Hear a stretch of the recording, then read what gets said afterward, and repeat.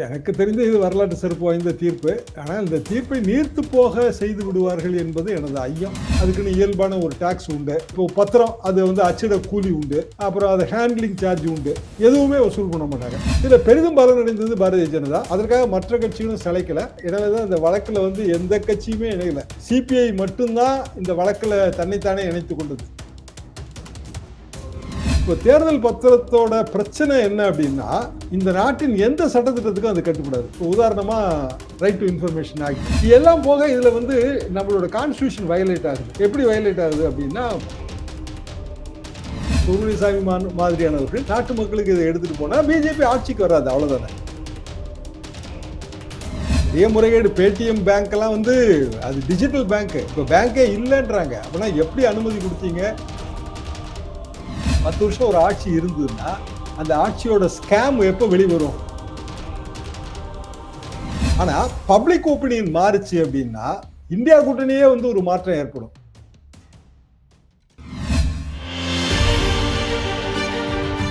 Black and white நேயர்களுக்கு வணக்கம். அரசியல் சூத்திரம் நிகழ்ச்சியில் மூத்த பத்திரிகையாளர் திரு தராசு ஷியாம் அவர்களை வரவேற்கிறோம். வணக்கம் சார். வணக்கம் திருமலை. அரசியல் கட்சிகள் நிதி பெறுவதற்காக தேர்தல் பத்திர முறை கொண்டு வரப்பட்டது. அதனை ரத்து செய்து உச்சநீதிமன்றம் இந்த தீர்ப்பு வழங்கியுள்ளது. உங்கள் பார்வை என்ன சார்? எனக்கு தெரிந்த இது வரலாற்று சிறப்பு வாய்ந்த தீர்ப்பு. ஆனால் இந்த தீர்ப்பை நீர்த்து போக செய்து விடுவார்கள் என்பது எனது ஐயம். தேர்தல் நன்கொடை திரட்டுவது ஒரு காலகட்டத்தில் கம்யூனிஸ்ட் கட்சிகள் உண்டியல் மூலமாக தான் திரட்டி கொண்டிருந்தார்கள். அங்கொன்றும் எங்கொன்றுமாக நன்கொடை வரும். அண்ணா காலத்தை எல்லாம் எடுத்துக்கொண்டீர்கள் என்றால் பெரிய முதலாளிகள் தெரிந்தும் தெரியாமலும் நன்கொடை கொடுப்பார்கள். அதே போல காமராஜர் அவர்களுக்கும் அந்த காங்கிரஸ் கட்சிக்கும் தெரிந்தும் தெரியாமலும் நன்கொடை கொண்டிருந்தது. அதுல கருப்பு பட நடமாட்டம் இருந்தது, அதையெல்லாம் மறுப்பதற்கு இல்லை.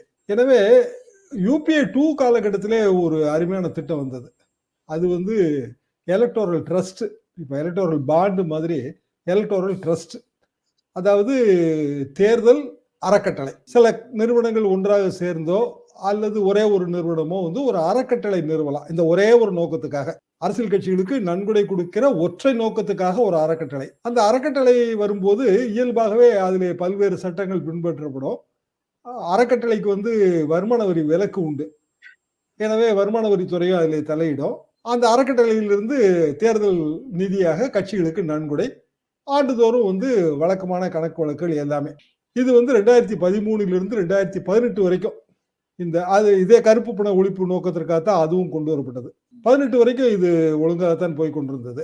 18ஆம் ஆண்டிலே தான் இப்போது நடைமுறையிலே இருக்கிற இந்த தேர்தல் பத்திரம், அருண்ஜேட்லி நிதியமைச்சராக இருந்த போது தேர்தல் பத்திரம் எலக்டோரல் பாண்ட், தேர்தல் அறக்கட்டளை இந்த முறை பல்வேறு நாடுகளில் இருக்கிறது.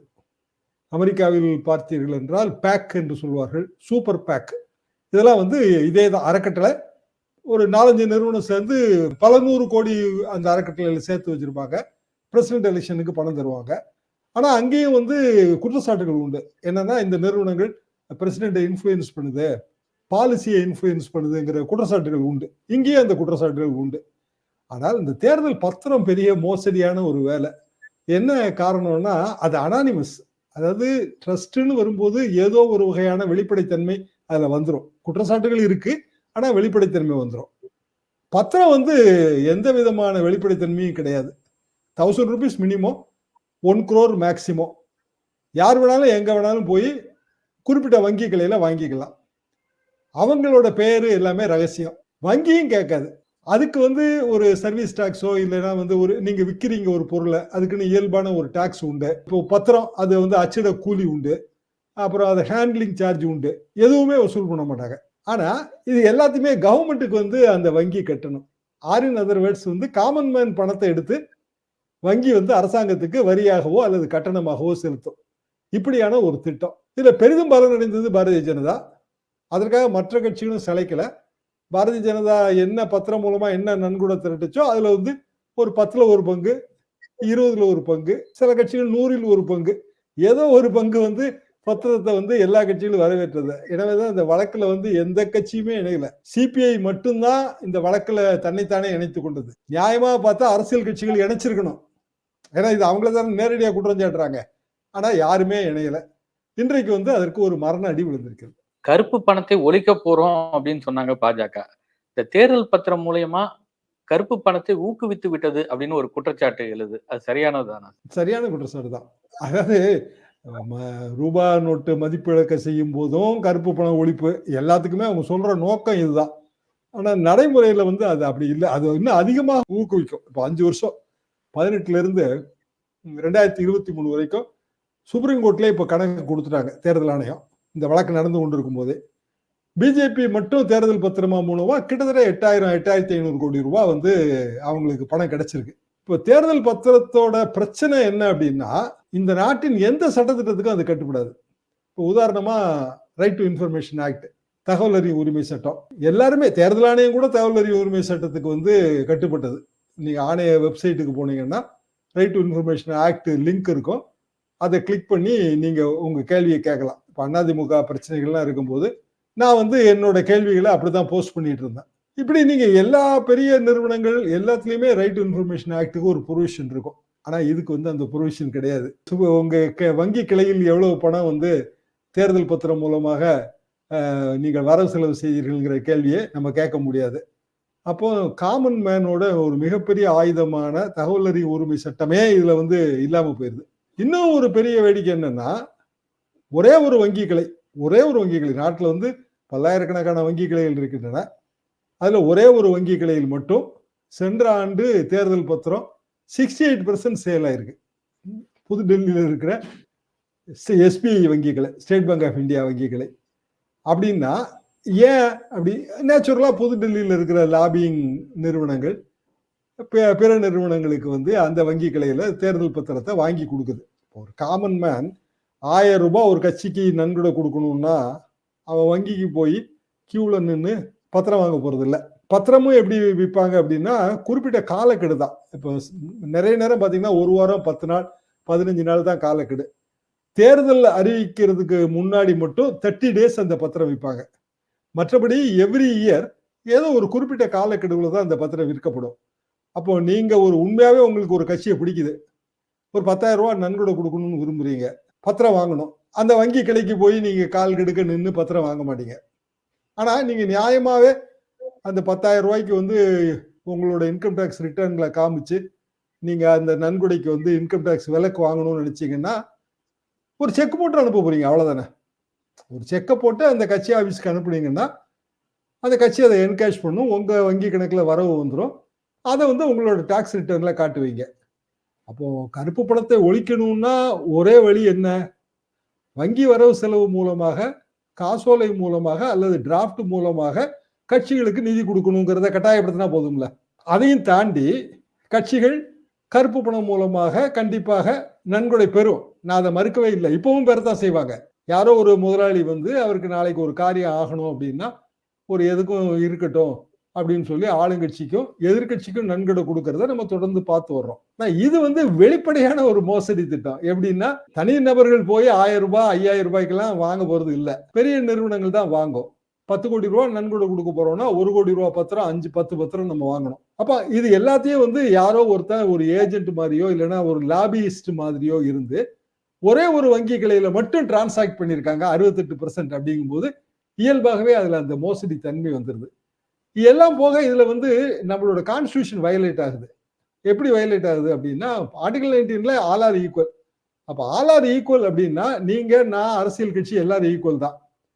அப்போ உங்க வீட்டுல ஒருத்தன் கொண்டு வந்து 2 லட்சம் ரூபாய் அனாமத்தா வெளியில வச்சுட்டு போயிட்டாங்க, எனக்கு யாருன்னே தெரியாது, திடீர்னு வாசக்கதவை திறந்து பாக்குறேன் 2 லட்சம் ரூபாய் பணம் இருக்கு, அதை நான் எடுத்துக்கிட்டேன், அதை என் வங்கி கணக்குலயும் நான் வரவு வச்சுட்டேன், அதனால வந்து அது எப்படி வந்த பணம்னு எனக்கு தெரியாதுன்னு நீங்க சொன்னீங்கன்னா நேரா வந்து சட்டவிரோத பண பரிமாற்ற தடை சட்டத்துக்கு கீழே இடி வந்து உங்க வீட்டுக்கு வந்துடும் இல்லையா? காமன் மேனுக்கு அதான நிலவரம். இல்ல வேற ஏதாவது ரூபத்துல இன்கம் டாக்ஸ் அந்த 2 லட்சம் ரூபாய்க்கும் வரியை போட்டு அபராதம் போட்டு வட்டி போட்டு உங்ககிட்ட இருந்து வசூல் பண்ணும். ஆனா இத்தனை 1000 கோடி ரூபாய் 2000 கோடி ரூபாய் கிட்டத்தட்ட 2000 கோடி ரூபாய் ஒரு வருஷத்துல பிஜேபிக்கு வந்திருக்கு. 2000 கோடி ரூபாய் யார் மூலமா வந்தது எப்படி வந்ததுன்னா அதை பத்தி நமக்கு சொல்ல வேண்டியதே இல்லை. ஏன்னா அது வந்து தேர்தல் பத்திரம் மூலமா வந்தது. அதனால அனாமத்து வரவு. யாரு உண்மையிலே கொடுத்தாங்கன்னு எங்களுக்கு தெரியாது. எங்களுக்கு பத்திரம் வந்துச்சு, நாங்க என்கேஷ் பண்ணிக்கிட்டோம், அவ்வளவுதான், வேற ஒண்ணுமே கிடையாது. அப்படின்னா இது எவ்வளவு பெரிய மோசடி. அப்போ இந்த நாட்டின் சாதாரண குடிமகன் வேற, அரசியல் கட்சிகள் வேற, அரசியல் கட்சி நிர்வாகிகள் வேறையா? இந்த மாதிரியான பல கேள்விகள் வந்து இன்னைக்கு முழு தீர்ப்பு வந்துருச்சு. இப்போ ஒரு 10-15 நிமிஷத்துக்கு முன்னாடி தான் அப்லோட் பண்ணி விட்டு எல்லாரும் படிச்சுட்டு இருக்கிறோம். பெரிய தீர்ப்பு முழுமையா படிக்க முடியல. அதுல இருக்கிற கொஞ்சம் கொஞ்சம் போர்ஷன்ஸ் காலையில இருந்து வந்த ஹைலைட்ஸ் வச்சு தான் நான் இப்போ பேசிட்டு இருக்கிறேன். அப்போ பல்வேறு சட்டங்கள், இப்போ கம்பெனிஸ் ஆக்ட் திருத்தி இருக்காங்க. இதுக்காகவே திருத்தி இருக்காங்க. இந்த மாதிரி வந்து அனாமத்தா ஒரு கம்பெனி செலவு பண்ணலாம் என்று கம்பெனிஸ் ஆக்ட் திருத்தப்பட்டிருக்கிறது. அப்ப எவ்வளவு பெரிய மோசடி! நிறுவனங்கள் சட்டம் பல்வேறு கட்டுப்பாடுகளை நிறுவனத்துக்கு விதிக்குது. ஏன்னா நிறுவனம் வந்து ஷேர் ஹோல்டருக்கு ரெஸ்பான்சிபிள். நிறுவனம் பங்கு மூலமாக மார்க்கெட்ல பணம் திரட்டுது, ஷேர் மார்க்கெட்ல பணம் திரட்டுது. இப்போ ஷேர் மார்க்கெட்ல பணம் திரட்டும் போது எந்த ஷேர் ஹோல்டர் பணம் கொடுக்குறானோ அவனுக்கு தான் அது வந்து பொறுப்பு. ஆனா அந்த ஷேர் ஹோல்டருக்கு செலவழிக்கிற பணத்தை பத்தி கணக்கே கொடுக்க வேண்டியது இல்லைங்கும் போது அது எவ்வளவு பெரிய மோசடியாது. இப்போ ஒவ்வொரு வருஷமும் வந்து ஏஜிபி நடக்க ஆனுவல் ஜெனரல் பாடி மீட்டிங், அதுல வந்து பல்வேறு கணக்கு வழக்குகள் எல்லாம் சப்மிட் பண்ணுவாங்க ஒவ்வொரு நிறுவனமும். அப்படி வரும்போது இதுல ஒட்டுமொத்தமா தேர்தல் நன்கொடைகள் 500 கோடி ரூபாய் இப்படி கணக்கு எழுதிடலாம். 500 கோடி ரூபாய் எந்தெந்த கட்சிக்கு எப்படி எப்படி பிரிச்சு கொடுத்தீங்க, என்ன பத்திரம், எதுவுமே எழுத வேண்டியதே இல்லை. அப்போ நிறுவனமும் ஒரு முறைகேடு செய்வதற்கு இது ஊக்குவிக்குது. இப்படி செய்யலாம் அப்படின்னு கம்பெனி சட்டத்தையும் திருத்தி இருக்காங்க. இப்ப அதெல்லாம் ரத்து பண்ணிட்டாங்க. பழைய திருத்தங்கள் எல்லாத்தையுமே ரத்து பண்ணிட்டாங்க. ஆனா அடிப்படையில ஒரு மிகப்பெரிய ஜனநாயக மோசடியில ஒரு 5 வருஷமா 2018 ஆரம்பிச்சது, 2019 உச்சகட்டத்தை அடைந்தது. இப்பவும் வந்து இது நடந்து கொண்டு இருக்கிறது. ஒரு வழியாக அதுக்கு முற்றுப்புள்ளி விழுந்திருக்கிறது. ஒரு மரணடி என்ன அப்படின்னா, இப்ப கையில இருக்கிற பத்திரத்தை வந்து அவங்க செலவழிக்க முடியாது.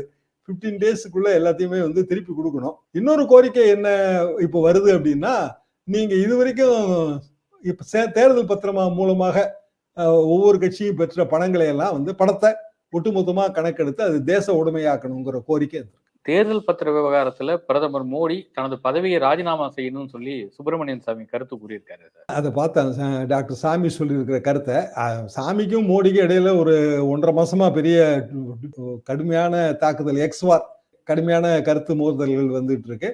அயோத்தி ராமர் கோயில் பிரதிஷ்டையிலிருந்து இதுவரைக்கும் நடந்த எல்லா சம்பவங்கள்லயும் அவர் மோடியை குறை சொல்றாரு. மோடி ராஜினாமா செய்யணும்னு அவர் கேட்கலாம், அது அவர் உரிமை. ஆனால் ராஜினாமா செய்யணும் அப்படின்னு நம்ம அப்படியான ஒரு கோரிக்கை, அரசியல் கோரிக்கை இதுல வைக்க முடியாது. அதற்கு பதிலாக இது நாட்டு மக்களுக்கு எடுத்துட்டு போனோம்னா, சுப்பிரமணியசாமி மாதிரியானவர்கள் நாட்டு மக்களுக்கு இதை எடுத்துட்டு போனா பிஜேபி ஆட்சிக்கு வராது, அவ்வளவுதானே. அதுதானே பனிஷ்மெண்ட். ஜனநாயகத்துல எது வந்து அதிகபட்ச தண்டனை? பதவியில இல்லாம அடிக்கிறது தானே. பதவி போயிடுச்சுனாலே தான் பாதி பேருக்கு பலூட்ல காத்து போன மாதிரி ஆயிருவேன். ஆக பிஜேபி ஆட்சியின் பல்வேறு முறைகேடுகள் ஒவ்வொன்றாக அம்பலத்துக்கு வருகின்றன. பெரிய முறைகேடு, பேடிஎம் பேங்க் எல்லாம் வந்து அது டிஜிட்டல் பேங்க், இப்ப பேங்கே இல்லைன்றாங்க. அப்படின்னா எப்படி அனுமதி கொடுத்தீங்க? அது என்ன மாதிரியான பணம் டிரான்சாக்ட் ஆயிருக்கு? ஒரு குறிப்பிட்ட தொகை தாங்க நீங்க வந்து ஜிபேல எல்லாம் ஒரு காலத்துல ஒரு நாளைக்கு 50,000 1 lakh தான். அந்த மாதிரி லிமிடேஷன்ஸ் எல்லாம் இருந்துச்சு. பேடிஎம்ல வந்து அந்த லிமிடேஷனை பத்தியே கவலையப்படாம அவங்க வந்து கோடிக்கணக்கான ரூபாய்லாம் டிரான்சாக்ட் பண்ணியிருக்காங்க. அந்த நிறுவனம் வந்து அலோவ் பண்ணியிருக்கு. இன்னைக்கு பேடிஎம் நிறுவனமே இல்ல, எங்க இருக்குன்னே கண்டுபிடிக்க முடியல அப்படிங்கிற நிலைமையில இருக்கு. அப்ப எவ்வளவு கோடி ரூபாய் அதுல வந்து புழங்கி இருக்கு. ஒரு 10 வருஷம் ஒரு ஆட்சி இருந்ததுன்னா அந்த ஆட்சியோட ஸ்கேம் எப்ப வெளிவரும்? ஆட்சியில இல்லாதப்ப தானே வெளியில வரும். இப்ப ஆட்சி காலம் நெருங்கும் போதே வெளியில வருது. யூபிஏ 1 மீண்டும் வந்து யூபிஏ 2 வரும்போது நல்லா வின் பண்ணி வந்தாங்க. யூபிஏ 2 எப்படி தோத்துது? கடைசி ஒரு 6 மாசத்துல ஏராளமான ஸ்கேம்ஸ் வந்து ஒன்றன் பின் ஒன்றா வந்துச்சு வெளியில. அதுலதான் யூபிஏ 2 அடி வாங்கினது. பிஜேபி 2வுமே அப்படித்தான் அடிவாகுது. என்டிஏ 2வுமே வரிசையா ஸ்கேம்ஸ் பில்டப் ஆகி வந்துகிட்டே இருக்கு. அப்போ நீதிமன்றங்கள் அதில் தலையிட்டு வந்து திருத்திக்கிட்டே இருக்காங்க, இல்ல கண்டனம் தெரிவிச்சுக்கிட்டே இருக்காங்க. அப்படியே அது கொஞ்சம் கொஞ்சமா பப்ளிக் ஒப்பீனியன், பப்ளிக் பெர்செப்ஷன் மாறுது. இப்போ மோடி தான் ஜெயிப்பாரு, மோடி தான் எல்லாமே, மோடிக்கு 60% ஆதரவு இருக்கு, எல்லாமே படுபயங்கரமான பில்டப்பா ஓடிட்டு இருக்கு. இந்த பில்டப் வந்து சரியுதுன்னு நான் நினைக்கிறேன். இந்த தேர்தல் பத்திர விவகாரம், டெல்லி செலவுன்ற விவசாயிகள் போராட்டம், இவையெல்லாம் பாஜகவுக்கு எம்பி தேர்தலில் பாதிப்பை ஏற்படுத்துமா சார்? பாதிப்பை ஏற்படுத்த வேண்டும். அதற்கு வந்து பொதுவாக வந்துங்க கோர் ஓட் பேங்க்ல வந்து எப்பவுமே பாதிப்பு வராது. இப்போ திமுக ஆதரவு, அந்த ஆதரவாளர்கள் அப்படியே பாரம்பரியமா திமுக கொண்டு போட்டுருவாங்க. அதிமுக ஆதரவு, அதே மாதிரி பாரதிய ஜனதாவுக்கும் ஆதரவு கோர் ஓட் பேங்க் இருக்கு. கணிசமான கோர் ஓட் பேங்க் இருக்கு, குறிப்பா வட இந்திய மாநிலங்கள்ல. அதுல பெரிய அளவுக்கான வித்தியாசம் வராது. ஆனா ஒரு தேர்தலோட வெற்றி தோல்வியை நிர்ணயிக்கிறவங்க யாரு அப்படின்னா, எந்த பக்கமும் சாராத வாக்காளர்கள் தான். 10 to 15% அவங்க இருப்பாங்க எப்பவுமே, எல்லா தேர்தல்லையுமே. அவங்க எப்ப முடிவு எடுப்பாங்கன்னா, வாக்குப்பதிவுக்கு 2 நாளைக்கு முன்னாடி, 1 நாளைக்கு முன்னாடி தான் முடிவு எடுப்பாங்க. ஃபென்ஸ் சிட்டர்ஸ் சொல்லுவாங்க. இவங்க பேண்ட் வேகன் எஃபெக்ட்னு ஒண்ணு வருங்க. அதாவது வெற்றி வாகனத்துல ஏறுறது. இப்ப எந்த கட்சி ஜெயிக்கிற மாதிரி ஒரு தோற்றம் அளிக்கோ அந்த கட்சி பக்கம் சாயிற மனோபாவமும் இவங்களுக்கு உண்டு. அதனாலதான் அவங்கள வந்து ஈர்க்கணுங்கிறதுக்காகத்தான் இந்த பில்டப் பண்றது. அதாவது நீங்க எந்த ஒரு நிறுவனம் எந்த சர்வே எடுத்தாலும் நீங்க நரேந்திர மோடிக்கு இருக்கிறதுல மிக அதிகமான ஆதரவு சதவீதத்தை காட்டிடுறாங்க. அப்போ இந்த நாட்டுல வந்து மொத்தத்திலே டேட்டா கலெக்ஷன் நிறுவனங்கள் கொஞ்சம் தான் இருக்கு. அந்த நிறுவனங்களை மட்டும் வளைச்சாலே போதும். அவை வந்து ஏதோ ஒரு வகையில அந்த கொஸ்டின் ஃப்ரேம் பண்ணும்போதே அப்படிதான் ஃப்ரேம் பண்றாங்க. அந்த மாதிரியான ஆன்சர்ஸ் வர்ற மாதிரி தான் ஃப்ரேம் பண்றாங்க. இந்தியா கூட்டணியும் குழப்பத்துல இருக்கு. அதை நம்ம இல்லைன்னு மறுக்க முடியாது. நரேந்திர மோடிக்கு எதிராக ஒற்றை வேட்பாளரை நிறுத்தணுங்கிற முயற்சி இதுவரைக்கும் வந்து அது ஒன்றும் வெற்றிகரமா இருந்த மாதிரி தெரியல. ஆனா பப்ளிக் ஒப்பீனியன் மாறுச்சு அப்படின்னா இந்தியா கூட்டணியே வந்து ஒரு மாற்றம் ஏற்படும். இப்ப இந்தியா கூட்டணியில் இருக்கிற கட்சிகள் என்ன நினைக்குது, சரி எதுக்கு போய் நம்ம வந்து நம்மகிட்ட இருக்கிற தொகுதிகளை விட்டு தரணும், நம்மளே நின்று ஜெயிச்சிருவோம். நம்மளே நின்று ஜெயிச்சோம்னா எதிர் வர்ற மத்திய அரசுல நமக்கு வந்து செல்வாக்கு இருக்கும். இப்ப காங்கிரஸ்க்கு எதுக்கு இவ்வளவு இடம் தரணும், இல்ல இன்னொரு கட்சிக்கு மம்தா பானர்ஜிக்கு எதுக்கு இவ்வளவு இடம் தரணும், இந்த மாதிரி ஒரு மைண்ட் இருக்கு. இதுதான் வந்து பிஜேபி எதிர்பார்க்கிறது. ஏன்னா இந்த மைண்ட்ல பல முனை போட்டி வரும்போது பிஜேபிக்கு எதிரான வாக்குகள் சிதறும் போது எளிதாக ஜெயிக்கலாம். ஒரு அடிப்படையான சூத்திரம் தான். ஆளுங்கட்சிக்கு எதிரான வாக்குகள் பிளவுபட்டால் ஆளுங்கட்சி ஜெயிக்குங்கிற அடிப்படையான சூத்திரம். அதை எப்படி அவங்க அதை கிரியேட் பண்ணி கொண்டு வராங்க? எப்படி கிரியேட் பண்ணி கொண்டு வராங்கன்னா, மோடி தான் ஜெயிப்பாரு, மோடி கிட்ட தான் எல்லாமே இருக்கு. பாருங்க, அபுதாபிலே வந்து இந்து கோயில் திறந்திருக்காங்க. உலகம் பூராவும் மோடிக்கு தான் மரியாதை இருக்கு. உலக நாடுகளே வந்து இந்தியாவை விஸ்வ குருவாக ஏற்றுக்கொள்கின்றன. இப்படியான ஒரு பெரிய பில்டப் மூலமாக ஒரு வெற்றி பிம்பத்தை வரைவது. வெற்றி பிம்பத்தை வரையும் போது மாநில கட்சிகள் என்ன ஆகுதுன்னா, ரைட்டு மோடி தான் ஜெயிப்பாருன்னா நமக்கு நாளைக்கு டெல்லியில ஒரு குரல் வேணும். இப்ப நம்ம வந்து இடங்களை விட்டு கொடுக்க வேண்டாம், நம்ம வந்து நிறைய இடத்துல போட்டி போடுவோம், அதுக்கு உடன்படுறவங்க கூட்டணிக்கு வரட்டும், காங்கிரஸ் கட்சிக்கு ஒரு சீட்டு தான் 2 சீட்டு தான், வந்தா வரட்டும், வரட்டா போட்டு நம்மளே ஜெயிச்சுக்கலாம். இதுதான் அவங்க விரும்புறதும் பிஜேபி விரும்புறதும். இப்படியான ஒரு மனப்பான்மை வந்துச்சு அப்படின்னா இயல்பாக வந்து பல முனை போட்டி ஏற்படும். பிஜேபிக்கு எதிரான வாக்குகள் சிதறும். இது காலங்காலமாக இது கட்சிகள் இந்திரா காந்தியும் கடைபிடித்த டெக்னிக் வந்து இதுதான். பிஜேபியும் இன்றைக்கு கடைபிடிக்கிற டெக்னிக் இதுதான். இந்த மாதிரியான எண்ணங்களில் எல்லாம் மண்ணை எள்ளி போடுவது எது அப்படின்னா, கடைசி நேரத்தில் வெடித்து வருகிற ஊழல்கள், ஸ்கேம், குறைபாடுகள், குற்றச்சாட்டுகள், நீதிமன்ற தீர்ப்புகள், இதெல்லாம் இதை மாற்றும். மிக்க நன்றி சார். மற்றும் ஒரு நேரலையில் சந்திப்போம் சார்.